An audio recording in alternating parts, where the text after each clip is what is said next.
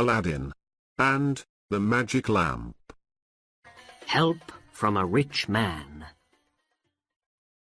Many years ago, in a city in Arabia, there was a boy called Aladdin. He lived with his mother in a little house near the market, and they were very poor. Aladdin's mother worked all day, and sometimes half the night, but Aladdin never helped her. He was a lazy boy, and he did not like to work.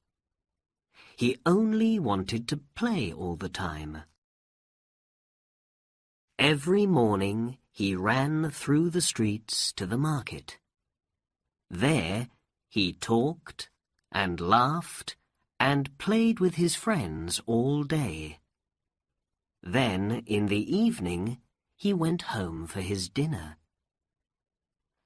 And every night his mother said to him, "Oh, Aladdin, Aladdin, you are a lazy boy, a good-for-nothing. When are you going to do some work, my son?" But Aladdin never listened to his mother. One day, in the market, there was an old man in a long black coat. Aladdin did not see him, but the old man watched Aladdin very carefully. After some minutes, he went up to an orange seller and asked, "That boy in the green coat, who is he?" "Aladdin, son of Mustafa," was the answer. The old man moved away. "Yes," he said quietly, "yes, that is the boy. The right name and the right father." Then he called out to Aladdin, "Boy, come here for a minute. Is your name Aladdin?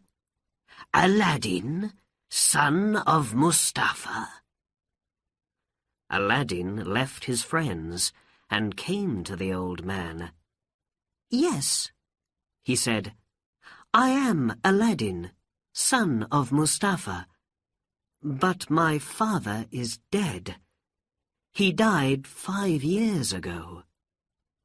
"Dead?" said the old man. "Oh, no!" He put his face in his hands and began to cry. "Why are you crying?" asked Aladdin. "Did you know my father?" The old man looked up.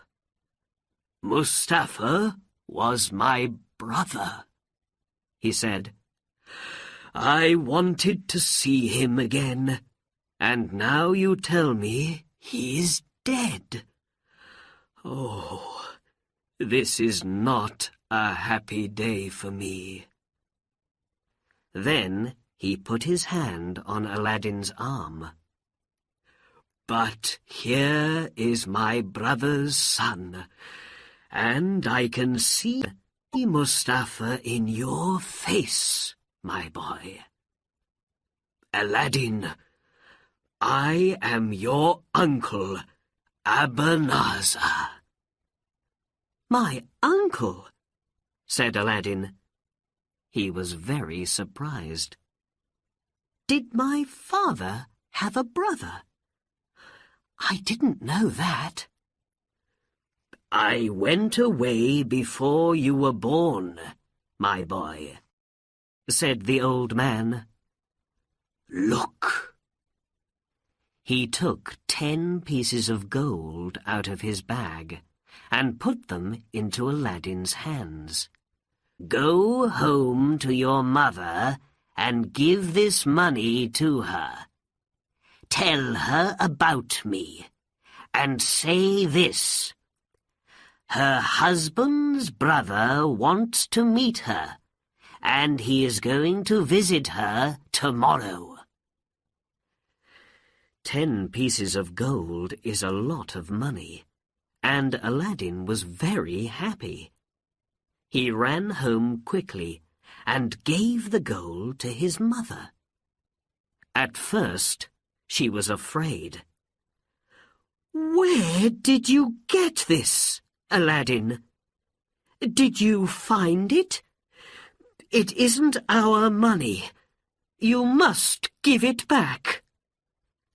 "But it is our money, Mother," said Aladdin. "My uncle, my father's brother, gave the money to us. Uncle Abanazar is coming to visit us tomorrow." "Who? You don't have an Uncle Abanazar." "But he knows my name, and my father's name," Aladdin said, "and he gave 10 pieces of gold to me. He's very nice. You must make a good dinner for him." The next day, Abanazar arrived at Aladdin's house. "My sister," he said, and smiled. "My dead brother's wife. I am happy to find you and Aladdin." "Sit down, Abanazar. We're happy to see you in our poor home," Aladdin's mother said. She put meat, rice, and fruit on the table. "But I don't understand. Why did my husband never speak about you?" "I'm sorry, my sister. When we were young, my brother and I were not friends for many years. Then I went away to a far country. I am an old man now, and wanted to see my brother again and take his hand. But he is dead, and I cannot speak to him or say old man's goodbye to him now." Abanazar had tears in his eyes, and Aladdin's mother began to cry too. "But I am home again now," the old man said, "and I can help my brother's wife and his son, because I am a rich man." He looked at Aladdin. "Aladdin, my boy, what work do you do?" Aladdin did not answer, and his face was red. "Oh, don't ask Aladdin questions about work," his mother said. "He never works. He plays with his friends all day and only comes home when he is hungry." "Well, my boy, tomorrow we must get a new coat for you. Then we can talk about work. Would you like to have a shop in the market, perhaps?" Aladdin smiled. "A shop," he thought, "and me, a rich market seller. Why not?"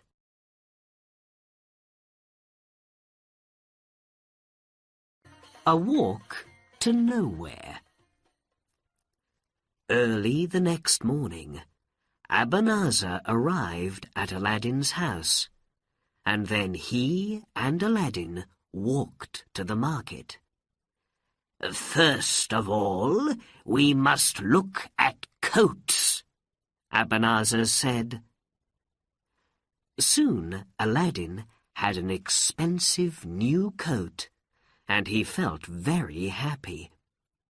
Then Abanazar and Aladdin walked through the market and looked at the shops. They drank coffee, talked to people, and had a very good dinner. It was a wonderful day for Aladdin. On Friday, when the market was closed, Abanazar took Aladdin to the beautiful gardens in the city. They walked under the trees and talked about a shop for Aladdin. "You are very good to me, Uncle," Aladdin said. Abanazar smiled. "But of course," he said, "you are my brother's son. Now, let us leave the city and go up into the hills. There is something wonderful there, and you must see it." They left the gardens, walked past the Sultan's palace, and out of the city up into the hills. They walked for a long time, and Aladdin began to feel tired. "It's not far now," said Abanazar. "We're going to see a beautiful garden, more beautiful than the garden of the Sultan's palace." At last, Abanazar stopped. "Here we are," he said. Aladdin looked, but he could see no gardens on the hills. "Where is this garden, Uncle?" he said. "First we must make a fire," said Abanazar. Aladdin did not understand, but he made a fire for his uncle on the ground. Then Abanazar took some powder out of a small box and put it on the fire. He closed his eyes and said, "Abracadabra!" At once, the sky went dark. Black smoke came from the fire, and the ground under the fire began to open. Then the smoke went away, and in the ground there was now a big white stone with a ring in it. Aladdin was very afraid. He began to run away, but Abanazar took his arm and hit him on the head. For a minute or two, Aladdin could not speak or move. Then he cried, "Why did you do that, Uncle?" "You must be a man now, not a child," said Abanazar. "I am your father's brother, and you must obey me. Don't be afraid. In a short time, you're going to be a rich man. Now, listen carefully." He took Aladdin's hand. "Only you can move this stone. Put your hand on the ring and say your name and your father's name." Very afraid, Aladdin put his hand on the ring. It was not hot, but very cold. "I am Aladdin, son of Mustafa," he said. The stone moved easily, and now Aladdin could see stairs under the ground. "Go down those stairs," Abanazar said, "and then through 4 big rooms. In the last room, there is a door into a garden, and under one of the trees, there is a lamp. You can take some fruit from the trees, but first you must find the lamp. Bring the lamp to me." "Please come with me, Uncle," Aladdin said. "No, only you can do this, my boy." Abanazar took a gold ring off his finger and gave it to Aladdin. "This ring is magic and can protect you," he said. "Be careful and bring me the lamp quickly."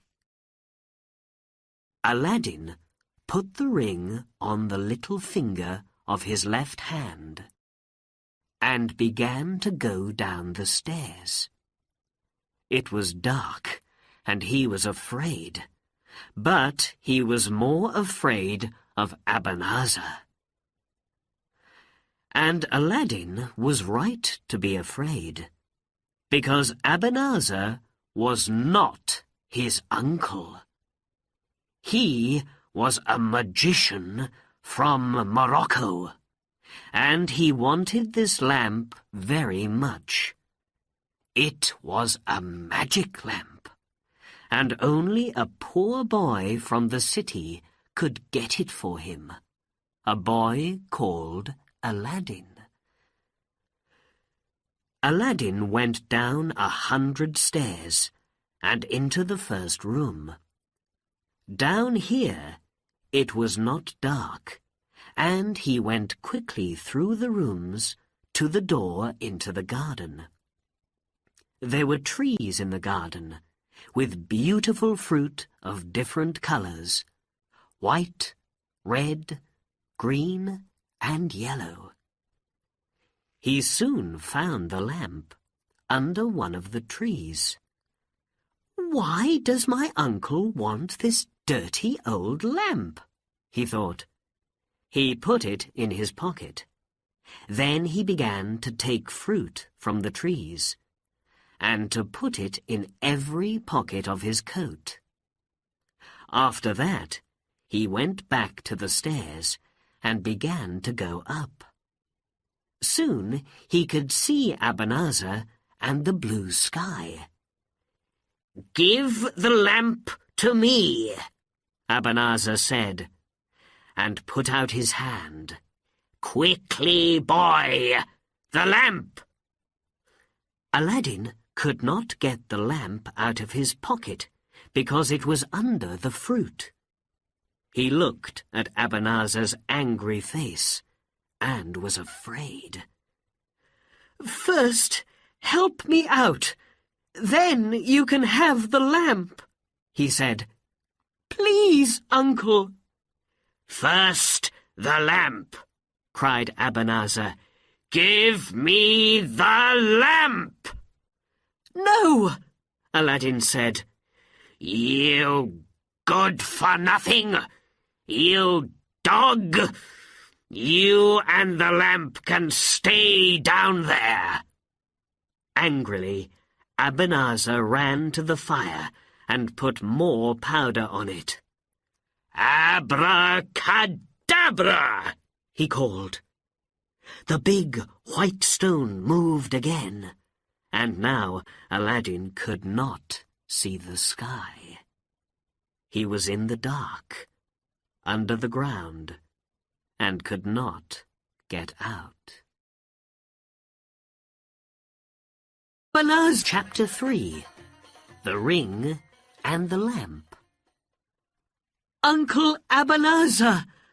Uncle!" Aladdin hit the stone, but nothing moved. "Don't leave me here, please!" Aladdin put his ear to the stone, but he could hear nothing. "I am Aladdin, son of Mustafa," he said, and listened again. But the stone did not move. Then Aladdin began to cry. "What am I going to do?" He thought, and put his head in his hands. After a time, he began to feel hungry, and took some of the fruit out of his pocket. He put some in his mouth, but he could not eat them. "These are stones, not fruit," he thought. "I'm going to die down here." For 3 days and 3 nights, Aladdin sat on the stairs and waited. But no help came. On the 3rd day, he remembered Abanazar's ring on his finger, the ring to protect him. He could not see the ring in the dark, so he put his right hand on it. Whoosh! There was a sudden noise, and blue smoke came out of the ring, and then, out of the smoke, came a big genie. "I am here, master. I am here," the genie cried. "I am the slave of the ring. What is your wish?" Aladdin was very surprised and very afraid. At first he could not speak. Then he said, "Take me out of here." "To hear is to obey," the genie said, and a second later, Aladdin was back on the hills under the blue sky. There was nobody there, and the fire was cold and black. Happily, Aladdin began to walk home. When he got there, his mother was very happy to see him. "Oh, Aladdin," she cried, "what happened to you? And where is your uncle?" "Abanazar is not my uncle, mother. He is a magician and a bad man. He nearly killed me." Then Aladdin told his mother all about the fire, the magic stone, and the garden under the ground. "Oh, I am very tired, mother," he said. "I must sleep." Aladdin closed his eyes and slept for many hours. The next morning he opened his eyes and said, "Mother, I'm hungry." "My son, I'm sorry," she said. "We have no rice or meat in the house. We have nothing. I must sell your new coat and get some rice with the money." Then Aladdin remembered the lamp from the garden. "Wait a minute, mother," he said. "Take this lamp and sell that first." "That dirty old thing," Aladdin's mother said. "I must clean it first."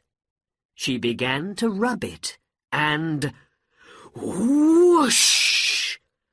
Noise, fire, and red smoke came from the lamp, and out of the smoke came a very big genie. "I am the slave of the lamp," cried the genie. "What is your wish, mistress?"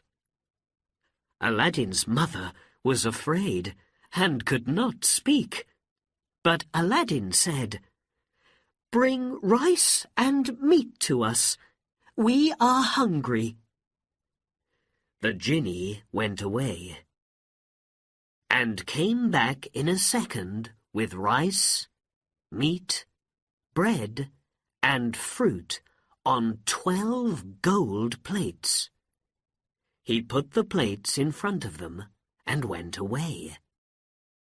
Aladdin and his mother ate and ate. Then Aladdin took one of the plates to the market and sold it for 2 pieces of gold. Every day after that, Aladdin rubbed the lamp, and when the Jinni came, Aladdin said, "Bring us rice and meat." And every day he sold the gold plates. Soon Aladdin and his mother were rich. Chapter 4. Aladdin's Love. 5 years later, Aladdin had a shop in the market, and 3 market sellers worked for him. The sellers liked Aladdin because he was good to them. The market children liked Aladdin too, because he gave them money when he walked past. Everybody liked Aladdin. Aladdin's mother never called her son a good-for-nothing now. They had a nice house near the gardens, and she had many beautiful things. But only Aladdin and his mother knew about the magic lamp and the Jinni.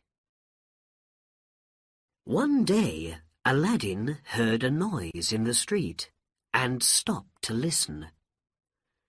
"The Sultan's daughter is coming," he heard. "Princess Badur al-Budur is coming." 6 slaves carried the princess through the streets in a litter, and the people stopped to watch. "Princess!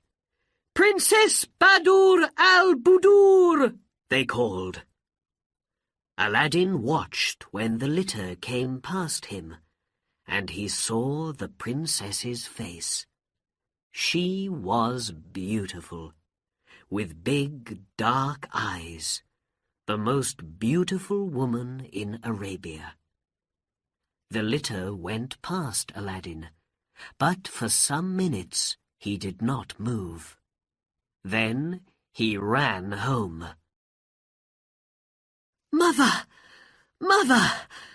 I saw the Sultan's daughter, Princess Badur al-Budur, in the street." Aladdin's face was white. "I must have the princess for my wife."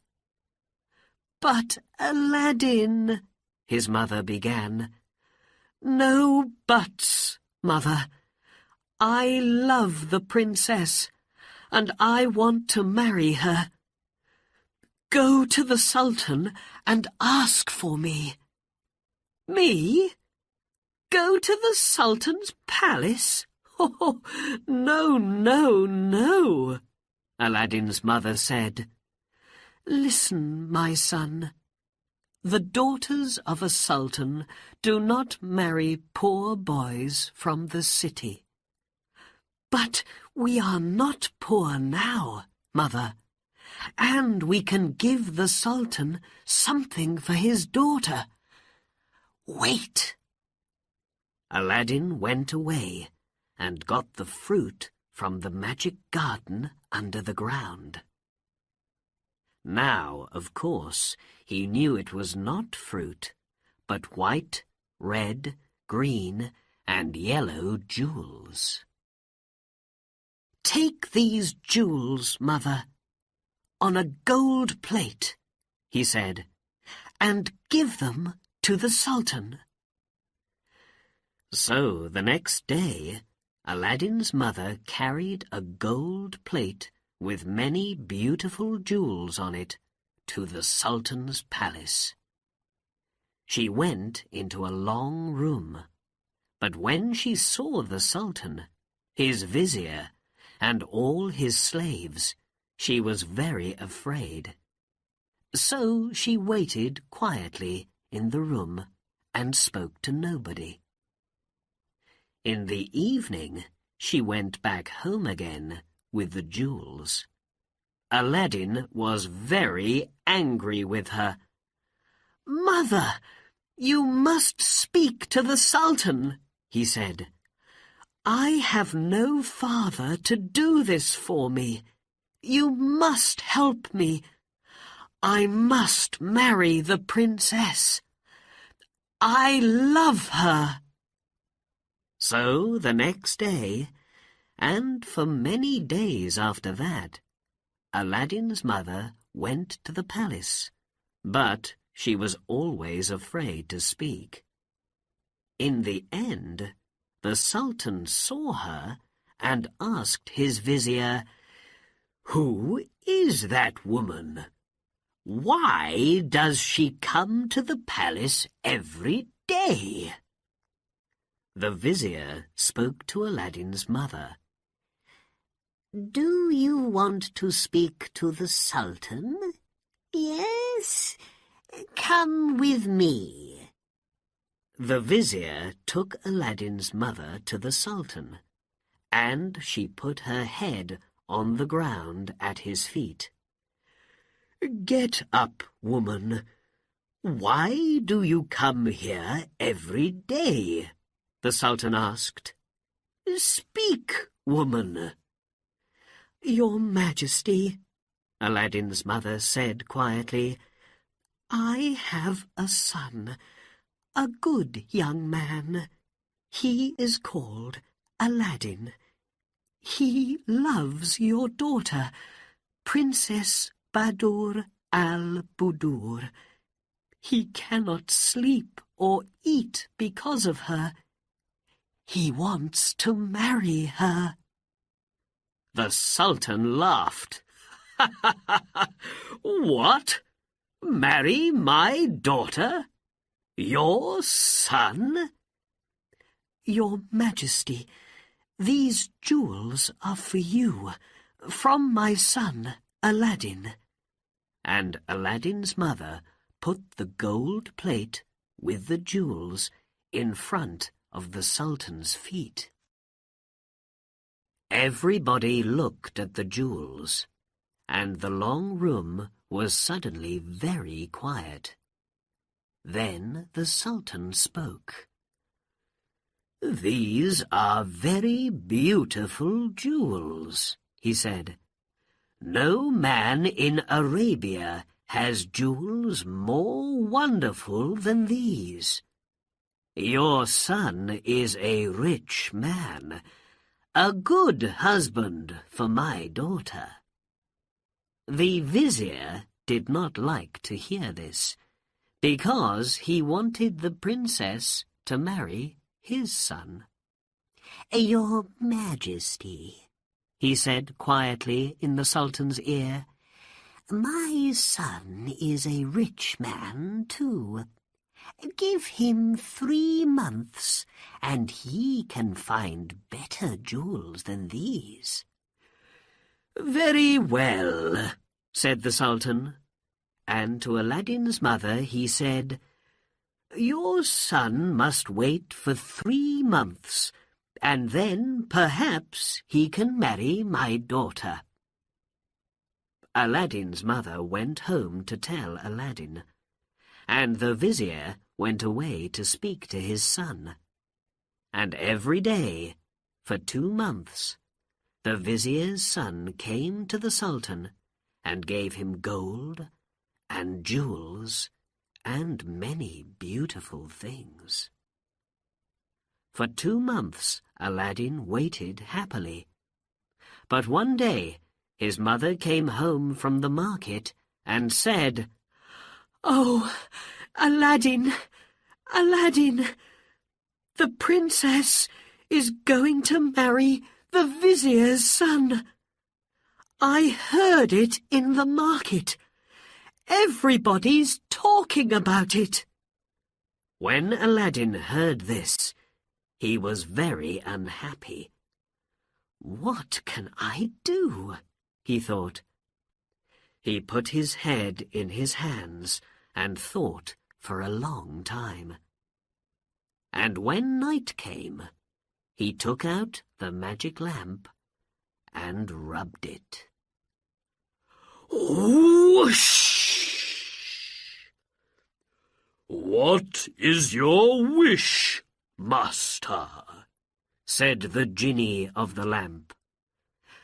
"Bring Princess Badur al-Budur to me," said Aladdin.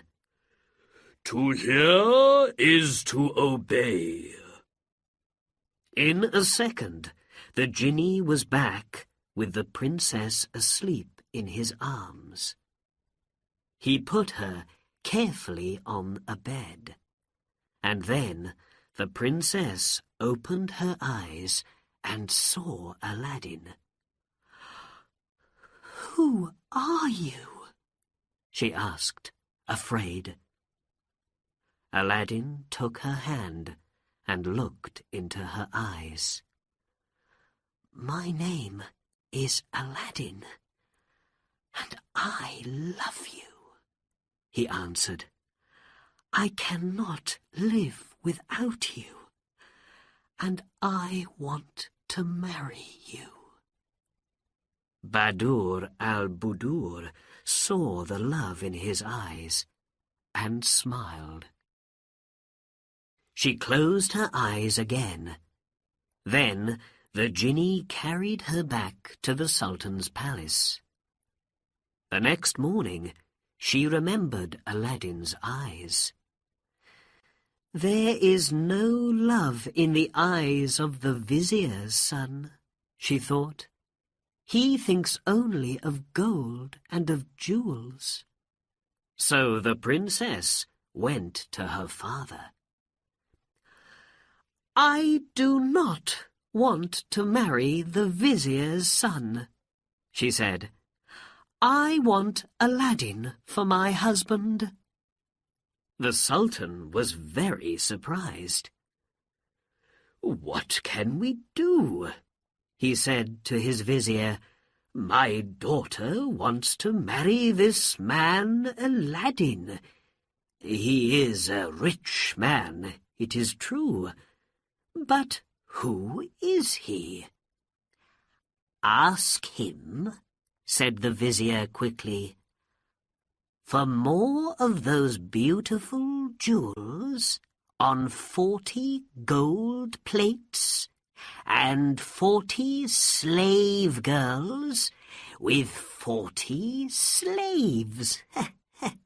Nobody is that rich." "Very good," smiled the Sultan, and said to his slaves, "Bring Aladdin's mother to me." When Aladdin's mother arrived, the Sultan said, "So, your son wants to marry my daughter. But first he must give me 40 gold plates with jewels, 40 slave girls with 40 slaves must carry the plates to me. Then my daughter can be his wife." Aladdin's mother went home and told her son, and Aladdin smiled. This was easy for the genie of the lamp, of course, and the next day, when Aladdin went to the palace, everybody in the city came out to watch. First came 40 slave girls in dresses of gold, and every girl carried a gold plate with wonderful jewels on it. After them walked 40 slaves in coats of gold, and last came Aladdin on a beautiful white horse. "What do you say now?" the Sultan said quietly to the vizier when he saw all these wonderful things. "Aladdin must marry my daughter. How can I say no?" And the Sultan went to Aladdin and took his hands. "My son," he said, "you can marry my daughter tonight." "Tomorrow, Your Majesty," said Aladdin, "because before I marry your daughter, she must have a palace, the most beautiful palace in Arabia." The genie of the lamp worked all night, and the next morning the Sultan saw from his window a beautiful new palace with gardens of fruit trees and flowers. "Wonderful," he said. "Black magic," said the vizier quietly. That night Aladdin married Badur al-Budur, and they lived happily in the new palace. With Aladdin, Chapter 5. New Lamps for Old. Where was Abanazar all this time? When he could not get the lamp from Aladdin, he went home to Morocco. He was very angry with Aladdin. "But the boy is dead now," he thought, "and perhaps next year I can go back and get the lamp." One day he got out his 7 black stones. These stones were magic, and when he put them in water, the water could tell him many things. Soon he could see the magic lamp in the water, but it was not under the white stone in the Arabian hills. It was in a palace. "How did this happen?" said Abanazar. "I must go back to Arabia and find this palace." After some months, he arrived again in the city in Arabia.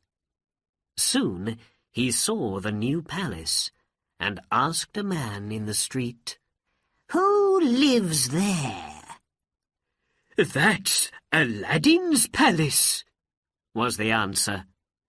"Princess Badur al-Budur's husband, a good man and very rich." Abanazar said nothing and walked away. "That lazy, good-for-nothing boy," he thought angrily. "So he has the magic lamp, and he knows about the genie. How can I get the lamp back?"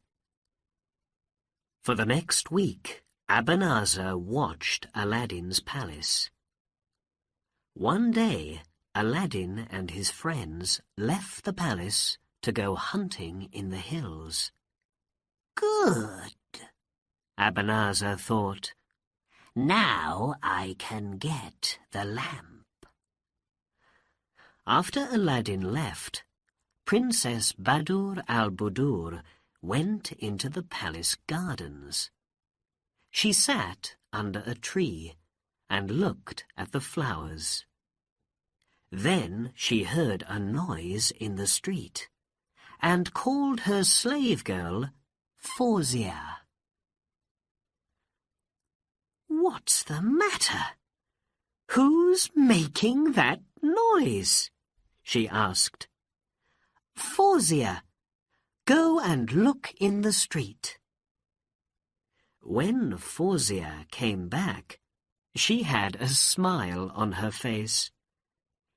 "Mistress," she said, "the children in the street are laughing at an old man. He's selling lamps, but not for money. "New lamps for old," he cries. "Give me an old lamp, and you can have a new lamp. So everybody's getting new lamps."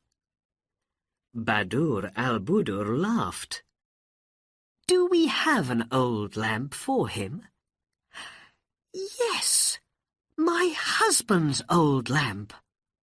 Go and get it." The princess knew nothing about the lamp or its magic. Fawzia went into the palace and came back with Aladdin's lamp. "Here it is, mistress," she said. "Go and give it to the old man," the princess laughed. "Aladdin can have a nice new lamp."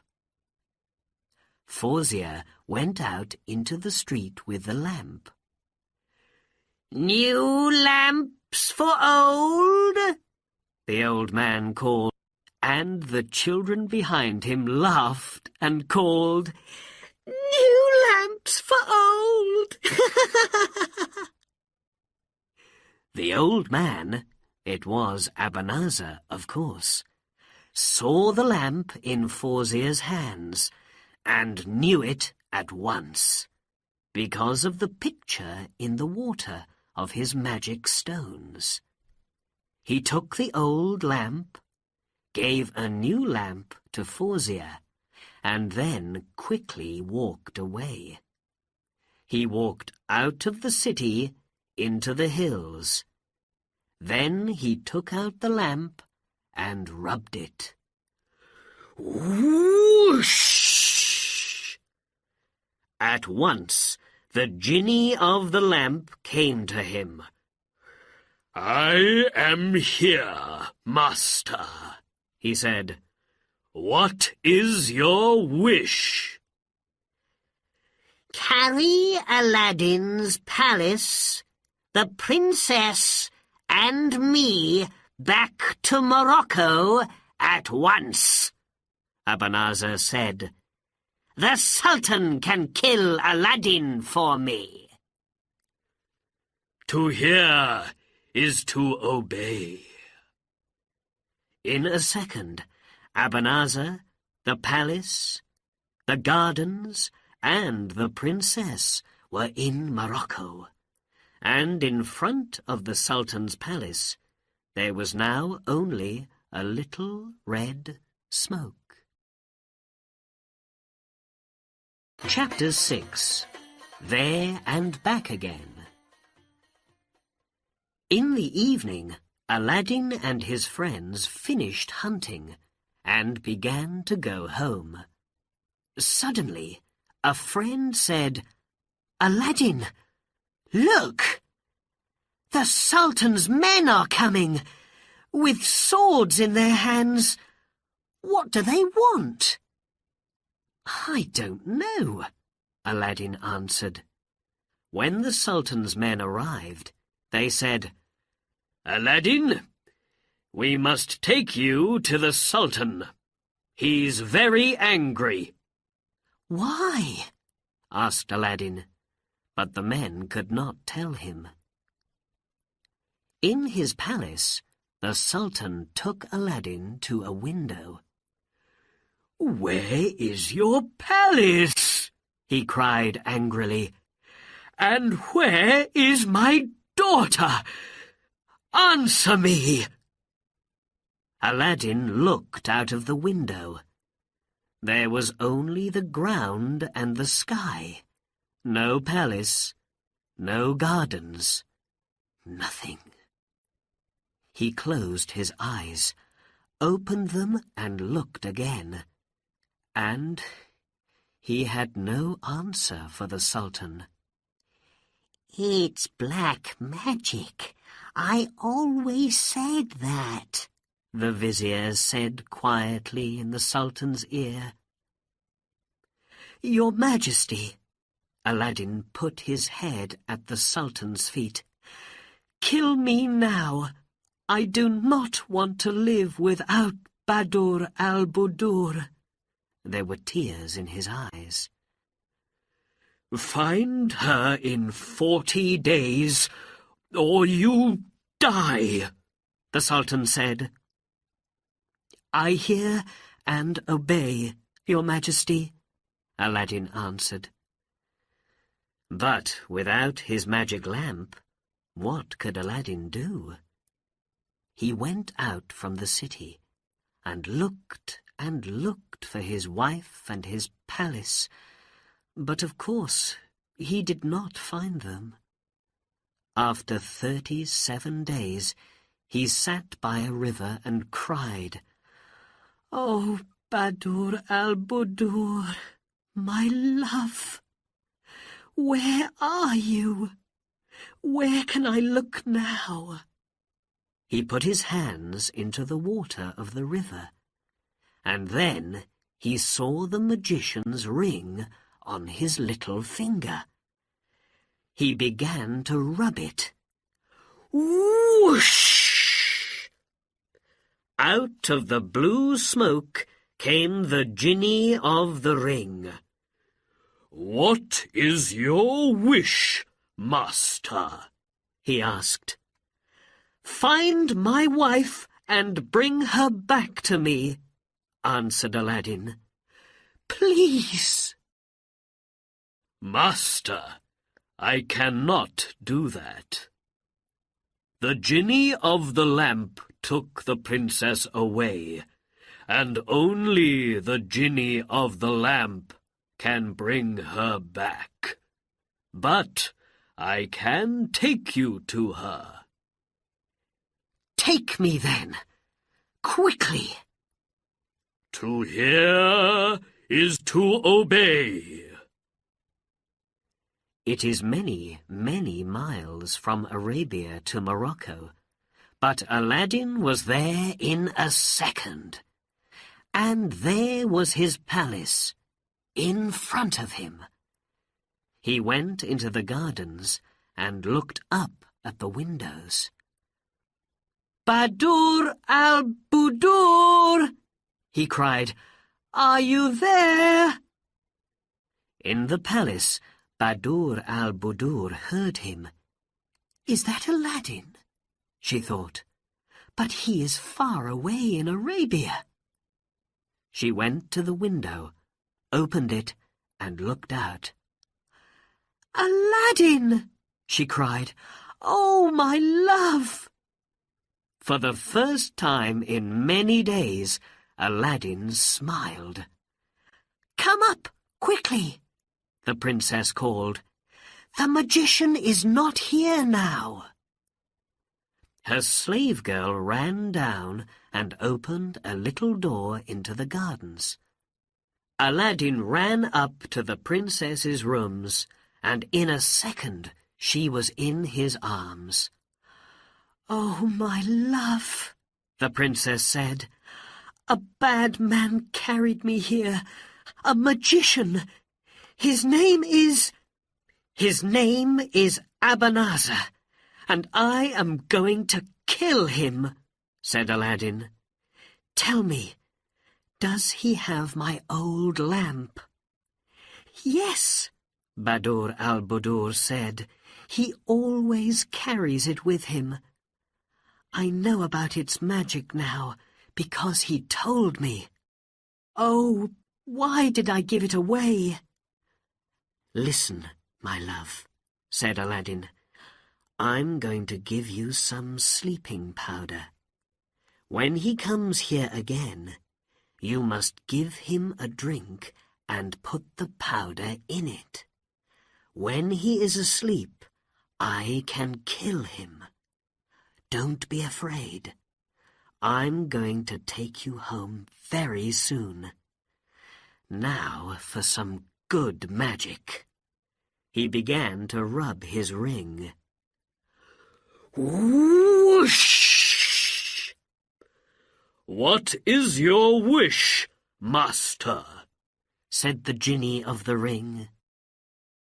"Bring me some sleeping powder," said Aladdin. "To hear is to obey." In a second, the genie was back with some sleeping powder. Then Aladdin and the princess waited for Abanazar. In the evening, they heard him on the stairs. "Don't be afraid," Aladdin said quietly to his wife. "I am in the next room and can be with you in a second." He went quickly into the next room and stood behind the door. Abanazar opened the door of Badur al-Budur's room and came in. He smiled. "You are more beautiful every day, Badur al-Budur," he said. "Your husband, that good-for-nothing Aladdin, is dead now. You must marry me. You can have gold, jewels, palaces, anything. But you must be my wife." For the first time, the princess smiled at Abanazar. "Why not?" she said. "You are a rich man, and I am happy here. Yes. Let's drink to that." And she gave him a tall gold cup with the drink and the powder in it. "Let us drink from one cup, Abanazar," she said, and smiled at him. "You first, then me. In my country, new husbands and wives always do this." "To Badur al-Budur, the most beautiful woman in Morocco," Abanazar said happily, "and my wife." He looked into Badur al-Budur's eyes and began to drink. Very afraid, the princess watched him. But it was a good sleeping powder, and after 5 seconds, Abanazar's eyes closed, and he was asleep. The princess ran to the door of the next room. "Quick, Aladdin!" she called. Aladdin ran in with his sword and saw the sleeping magician. "Well done, my love," he said. "Now, go into the next room and do not watch." Badur al-Budur ran to the next room and closed the door. Aladdin put his hand in Abanazar's pocket and took out the lamp. He put it carefully into the pocket of his coat and then stood up. The sword did its work quickly, and Abanazar never opened his eyes again. The princess came back into the room and ran to Aladdin. He took her in his arms. "The magician is dead," he said, "and now we can go home." He began to rub the lamp. Whoosh!